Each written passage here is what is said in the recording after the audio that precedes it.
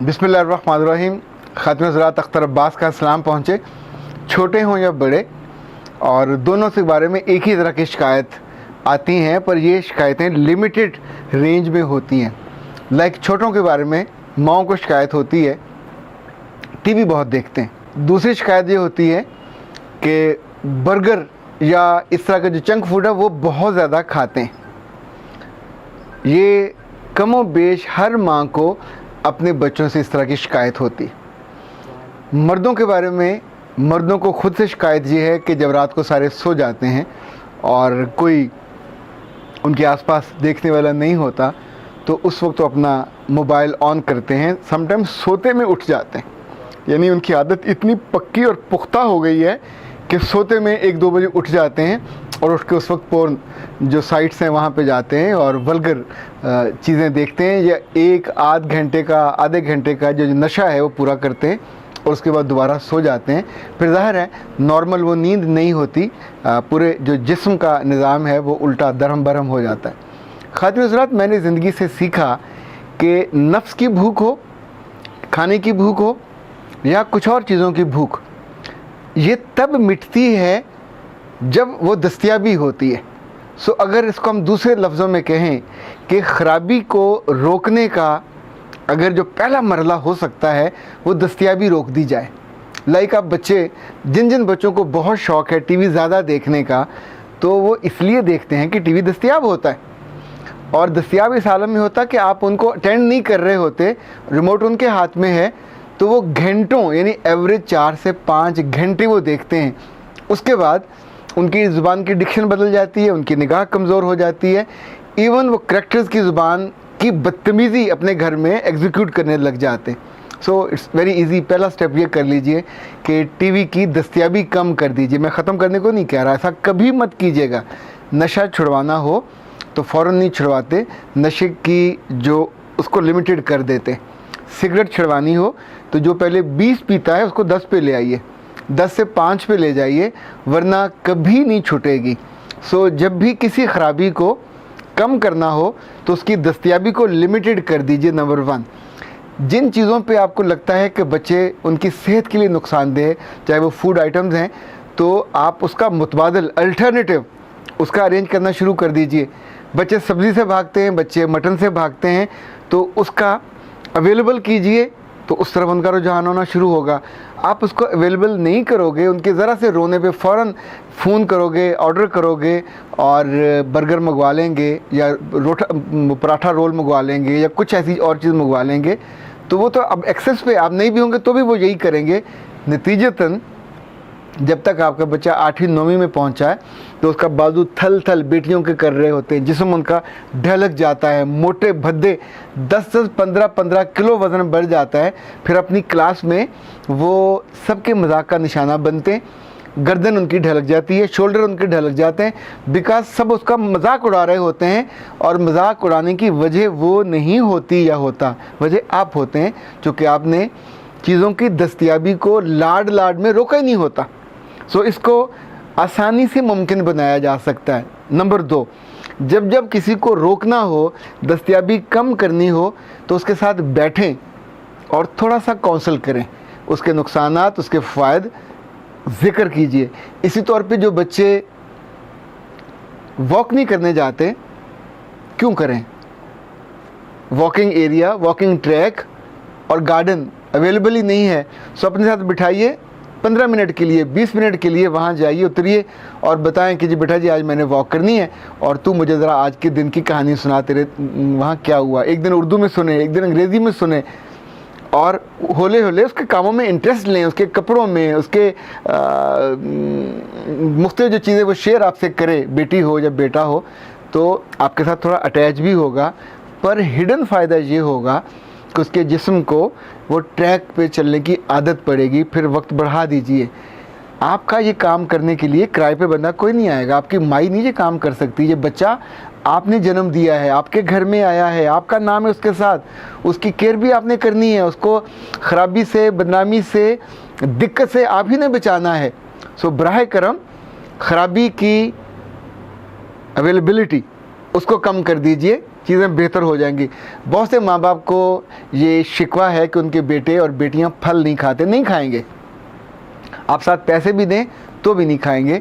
तो क्या करेंगे, आप फ्रूट चाट बना के दीजिए, वो नहीं खाते तो वो जो कस्टर्ड होता है उसके अंदर डाल के दीजिए। 10 तरीके हैं। बाज़ार कभी कभी लेके जाइए जहाँ दही भल्ले होते हैं, कभी उनसे ले लें, रशियन सैलड ले लें। मुख्तलिफ बड़े होटल्स पे अच्छा टेस्ट कैसे क्रिएट होता है। हमने कभी थाई सूप नहीं पिया था, अल्लाह माफ़ करे, अजीब वाहियात सा उसका जायका होता है। अच्छा, इसी तौर पे वो जो सिंपल हमारा जो पसंदीदा सूप है आमतौर पे पाकिस्तानियों का, वो हाट एंड सार है।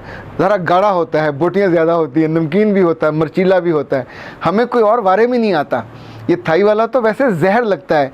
एक वो दाल वाला होता है, मतलब वो आप किसी मेहमान को पिला दें तो आपका मजाक बन जाएगा कि हद हो गई, इतना महंगा, और दाल ही खिलानी सी, तो दाल में पानी डाल के वो घर जाके पिला दें। तो जो चीज़ टेस्ट नहीं बना होता उसकी कदर भी नहीं होती।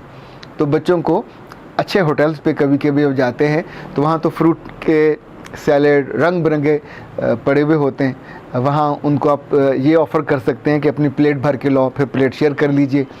इसी तौर पे 10 जगह बदलें चीज़ों को।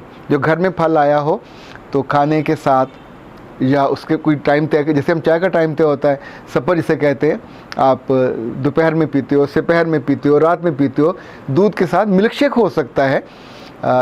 10 रास्ते हैं फलों की इनटेक बढ़ाने के। सोचेंगे, अवेलेबल करेंगे तो बेहतरी हो जाएगी।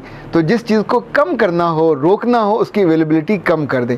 इसी तौर पे बहुत से जो हजरात उन्होंने रब्ता किया और अपनी परेशानी का इजहार किया कि वो रात को देखें, ख़ास तौर पे वक्त वो जो अल्लाह का वक्त होता है, अल्लाह आपको आजमाइश में डाल देता है।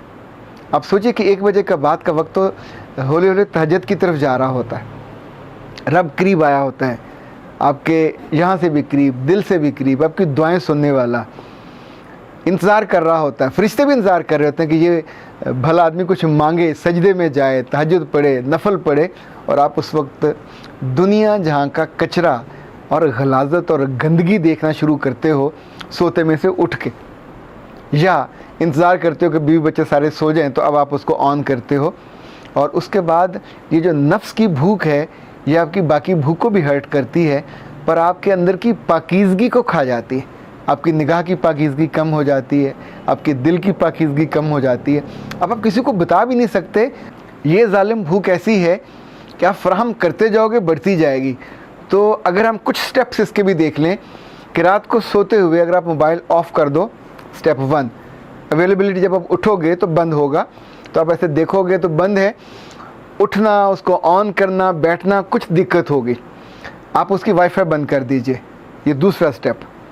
तीसरा, आप उसको अपने करीब, रात सोने के लिए है, रात फ़ोन सोने के लिए नहीं है, उसको दूसरे कमरे में रख दें, वाइफ के तकिए के नीचे, किसी ऐसी जगह पे जहाँ फ़ौरन आपके एक्सेस में ना हो, आपको उठ के जाना पड़े। अच्छा, जब जब आप ये करोगे, उसकी अवेलेबिलिटी को अपनी लिमिट से ज़रा दूर कर देंगे, तो ये मैं नहीं कह रहा फ़ौरन सारी आदतें ठीक नहीं होती। चौथा, फ़ौरन अपनी काउंसलिंग के लिए अगर कोई करीबी डॉक्टर दस्तयाब है, कोई करीबी कंसल्टेंट दस्तयाब है, उसके पास जाइए, जो बहुत खैरख्वाही के साथ आपको बताए, आपको सजेशन दे और समझाए कि इसका कितना नुकसान होता है। चौथा, याद रखिएगा, अगर आप अपने स्पाउस के साथ नहीं सो रहे और उसकी कुर्बत में नहीं हैं, उसके लम्स से दूर हैं, तो भी इस ख़राबी में जाओगे और एक ऐसा वक्त आएगा कि आपको ज़िंदा जिस्म की अट्रैक्शन ही ख़त्म हो जाएगी।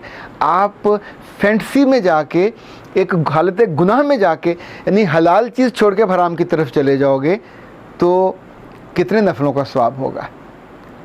ज़िंदगी में जब भी कोई ख़राबी आपके दिल में आए, आपकी नीयत में आए, आपकी आंखों में आए, आपके नफ्स में आए, तो उसको रोकने का जो पहला रास्ता है, एक तो ये कि फ़ौरन आपको हाथ बांध के अल्लाह से मदद मांगनी चाहिए कि सर मेरी मदद कीजिए, मैं कमज़ोर हूँ और मैं यहाँ हार जाता हूँ, तो प्लीज़ आके मुझे, अल्लाह के रसूल ने भी कहा कि ऊँट के घुटने बांधो फिर छोड़ दो अल्लाह पे तवक्कुल करके।